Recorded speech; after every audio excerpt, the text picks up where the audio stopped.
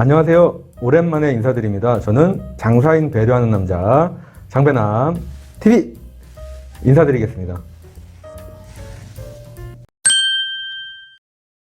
오늘은 어떤 이야기를 들어보고자 이렇게 카메라를 켰냐면요.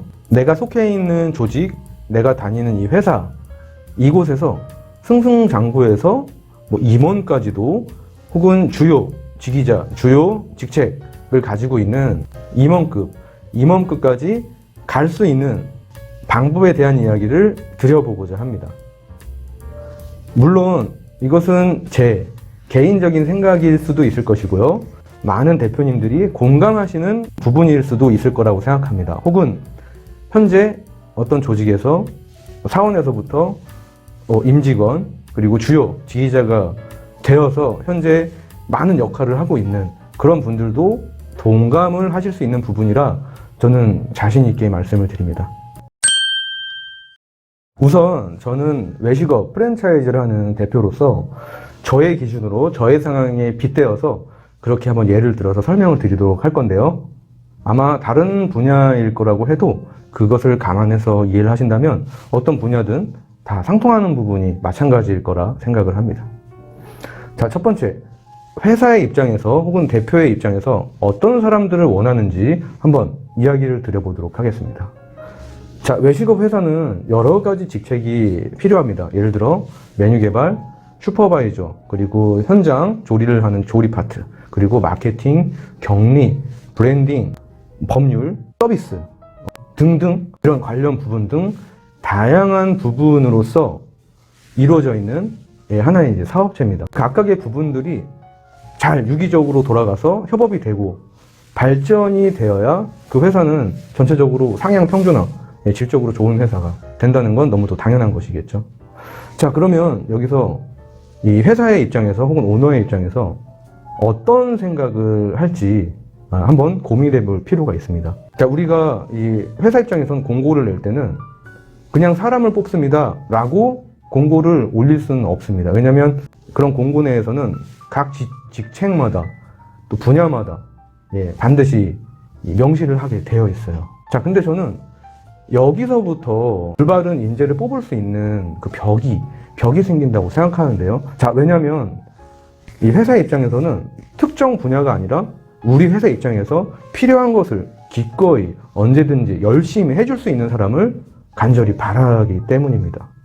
허나 구직을 하시는 분들은 본인의 분야를 특정 지어서 예를 들면 메뉴 개발, 슈퍼바이저, 현장직 이런 것들을 국한적으로 염두를 하고 구직 활동을 하게 돼 있기 때문이죠. 또 구직의 시스템이 그런 식으로 분야를 다 나눠놓고 있는 것이 현실입니다. 하지만 회사가 원하는 건 앞서 말씀드렸듯 특정한 업무만을 원하는 것은 아니에요. 특히나 임직원이라면 더욱 그렇습니다. 한번 제 경험을 빗대서 한번 말씀을 드려볼게요. 회사가 잘 돼서 모든 인원들이 갖춰져 있는 상태에서 사원으로 들어가서 임직원이 된다는 건 너무도 힘들 거라는 것을 다들 인정하실 거예요. 성공하신 그런 임직원들의 예를 한번 보면 어떤 회사가 가치가 저평가되어 있거나 혹은 발전의 초기 단계에서 그때부터 함께 이런저런 일을 해나가면서 회사가 발전하는 동시에 나 역시도 동시에 발전해서 그 회사에서 꼭 필요한 업무들을 해가면서 함께 발전해 왔노라 라고 말하는 그런 훌륭하신 그런 임직원분들의 이야기를 들어보신 적이 있을 거라 생각합니다. 자, 여기서 구직을 하시는 분들이 힌트를 얻으셔야 된다고 생각을 해요. 다 돼 있는 회사, 모든 것이 다 갖춰져 있는 회사에서는 말 그대로 부분적인 일을 원하는 직원들을 원하는 것이 사실입니다. 하지만 이런 환경에서는 저는 임직원이 된다는 건 매우 많이 무척 힘들 거라고 생각을 해요. 그거는 이 얘기를 듣고 계신 여러분들의 생각도 동감일 거라 생각을 합니다. 자, 그러면 이제 커가는 회사, 업무들이 산재해 있고 불확실한 거를 확실하게 바꿔가는 이러한 환경에 있는 회사들로 구직을 해서 들어가서 그 불안정성을 완정성으로 갖춰가는 이 부분을 담당해 주시는 것이 추후에 내가 이 회사가 잘 됐을 때 임직원이 될 확률이 높아질 거라면 그 수고로움을 당연히 감내할 수 있는 기본적인 멘탈이 되어야 되겠죠. 그렇다면은 발전해 나가는 이 조직에서 특정한 파트가 큰 의미가 있을까요? 저의 경험은 큰 의미는 없었습니다.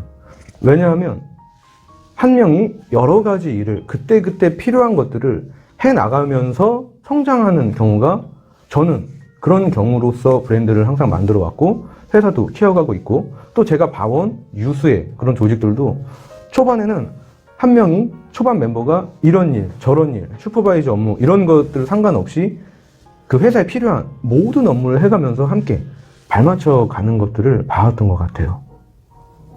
자, 그렇다면 내가 이 회사에서 성공해서 주요 지휘자가 되려면 당연히 이러한 절차를 거쳐야 될 건데, 내가 메뉴 개발자로 취직을 하고 싶다, 나는 슈퍼바이저로 취직을 하고 싶다, 나는 뭐 현장 무슨 근무자로, 나는 뭐 브랜딩 기획자로 하고 싶다라고 생각을 하는 순간 이미 다 갖춰져 있는, 어쩌면 겉으로 봤을 때는 안정적인 회사를 찾을 수밖에 없고, 그렇다면 당연한 논리로서 임직원이 될 수 있는 확률은, 혹은 그 회사에서 다음 단계로 거쳐서 올라갈 수 있는 확률은 상대적으로 작아질 것임은 어쩌면 당연한 것이겠죠.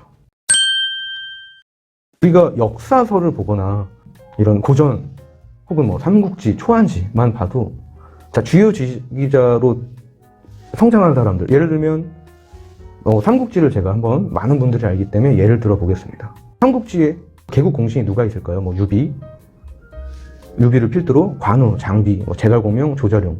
청나라가 아주 작을 때, 또 관우와 장비 같은 경우는 유비가 아주 지역에서 소위 말하는 그 당시에 지역 건달 같은 그런 아주 작은 그런 세력일 때부터 유비와 함께 했고요.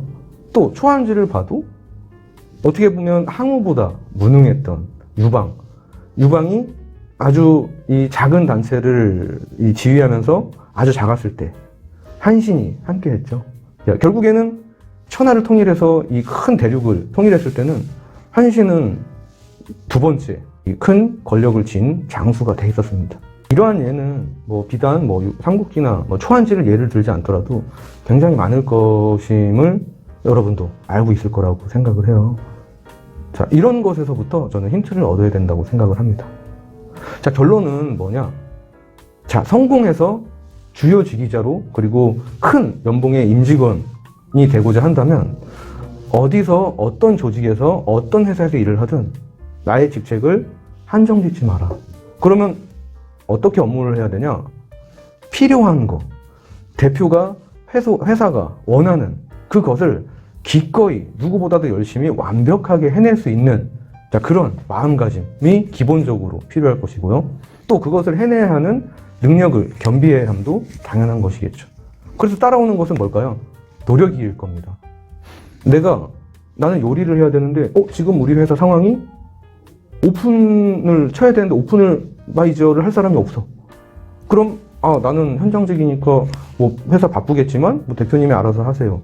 이게 아니고 내가 도와드려야 되겠다, 내가 해야 되겠다, 이런 마음으로 모르면 물어보고, 또 대표한테 물어보고, 대표나 이사, 본부장 이런 분들은 다 그러한 경험을 거쳤던 분들이세요. 기꺼이 가서 물어보면 도와주지 않으실 분은 저는 한 분도 없다라고 생각을 합니다. 저부터도 적극적으로 도움을 드리고요. 비단 저희 회사 직원이 아니라고 해도 그렇고요. 이런 분들은 굉장히 의외로 성공하신 분들 중에 굉장히 많습니다. 도움을 기꺼이 주시는 분들. 왜? 그분들도 그러한 절차를 대부분 겪었기 때문이죠. 자, 이러한 자세, 이러한 마음가짐이 유지되고 그것이 그 회사와 함께 1년, 2년 된다면 이런 분들은 반드시 회사에 꼭 필요한 인재가 될 것이라고 저는 장담을 합니다. 자, 다시 한번 말씀드리지만 나의 직책을 한정하지 말아라. 그리고 이 회사에서 이 불안정한 이 시국에 앞으로는 큰 발전을 하겠지만 현재는 이 회사의 안정화를 구축해가는 그 어떤 역할이라도 할 수 있어야 하고, 아까는 제가 삼국지, 초안지를 예를 들었지만 우리가 스포츠, 축구로 예를 들자면 나는 미드필더니까 공격수가 약하던, 나는 팀은 그렇지만 저는 미드필더로 왔기 때문에 미드필더만 하겠다. 저는 수비가 약하지만 저는 공격수로 나를 뽑지 않았으니까 나는 공격수만 하겠다. 이런 축구, 이런 선수들만 있는 팀이 아니고, 띵크가 우리가 2002년 월드컵 4강을 갔을 때 어떤 지휘를 했을까요? 너는 공격수지만 너는 지구력이 약해. 안정환. 자, 찍고 계속해. 자, 그때 안정환이라는 선수가 그런 이야기를 하더라고요.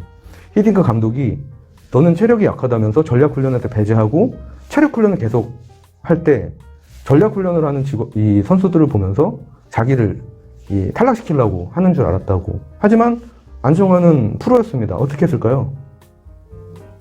본인은 체력이 강하다고 생각했지만 기꺼이 체력훈련을 계속했죠. 월드컵 4강의 신화일 때 그때 이제 히딩크 리더십, 그것만 봐도 역할에 국한되지 않는, 그럴 때의 시너지, 그럴 때의 커가는 그런 선수들의 모습을 볼 수 있었습니다. 자, 여러분도 저는 마찬가지라고 생각을 해요. 나는 미드필더다. 나는 뭐 골키퍼다.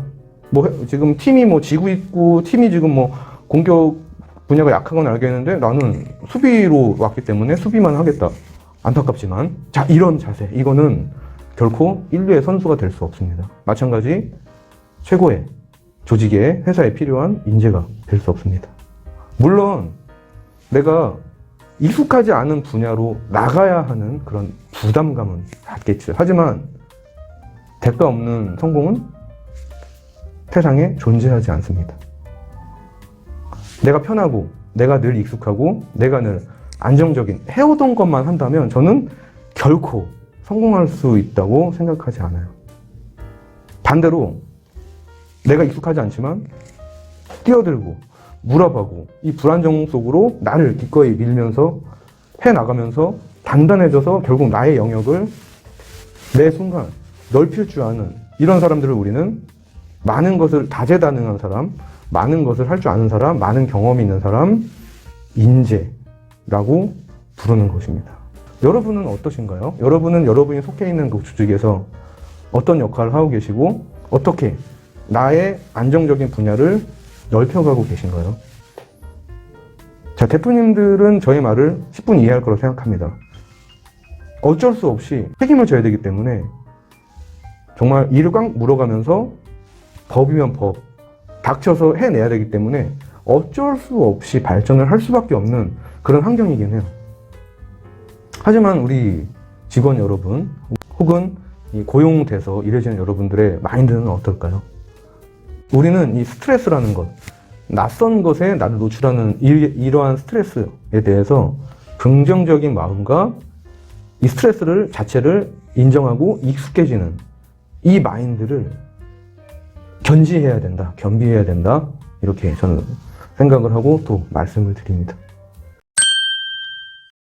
자, 이렇게 오늘은 이 회사에서, 조직에서 나의 가치를 높여서 주요 지기자로 성장하는 방법에 대한 이야기를 한번 드려봤어요. 자, 어떻게 쭉 이야기를 드려봤는데 어떻게 생각하시나요? 공감하시는 분도 있을 거고 잘 이해가 안 가시는 분들도 있을 거고, 하지만 한번 제가 드린 말씀을 곰곰이 곱씹어 보시면서 어떤 것이 내가 나의 가치를 올리고 나의 능력을 올려서 진정으로 인정받는 고액 연봉자가 될 것인지 곰곰이 고민을 해보는 시간을 한번 가져보길 원하는 마음에 이렇게 짧게 말씀을 드려봤습니다. 저의 채널, 장배남TV 채널 찾아주셔서 감사드리고요. 다음에는 또 제가 떠오르고 또 한번 드려보고 싶은 이야기가 있으면 정리를 해서 말씀을 드려보도록 하겠습니다.